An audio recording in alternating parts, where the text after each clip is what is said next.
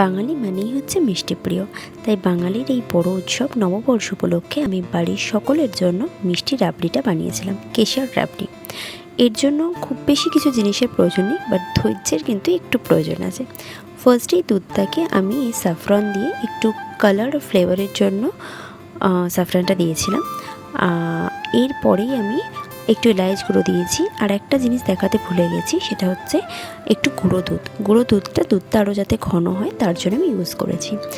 আচ্ছা, এরপরেই এটা দিয়েছিলাম খোয়া ক্ষীর ভালো করে ছড়িয়ে দিয়ে ভালো করে দুধের সাথে মেল্ট করে সেটাকে বয়েল করছিলাম।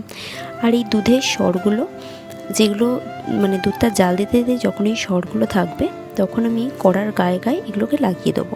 সেগুলোই রাবড়ির মেন কিন্তু জিনিস। এবার আমি কিছু নাটস দিয়েছিলাম, যেমন কাজু ছিল, আর একটু পিস্তা ছিল, আর একটু আমন্ডস ছিল।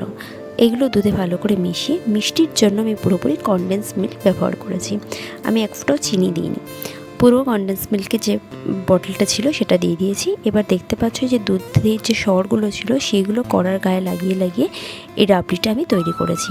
এটা যত বেশি ঘন করবে, যত বেশি দুধ জাল দিয়ে দিয়ে করবে, তত বেশি টেস্টি হবে। ব্যাস, আমার রাবড়ি অলরেডি রেডি। আমি ফ্রিজে 6 থেকে 7 ঘন্টা রেখে ডেকোরেশন করেছিলাম একটু পিস্তা আর একটু রোজ পেটেলস দিয়ে। দেখে কেমন লাগলো সবাই জানি।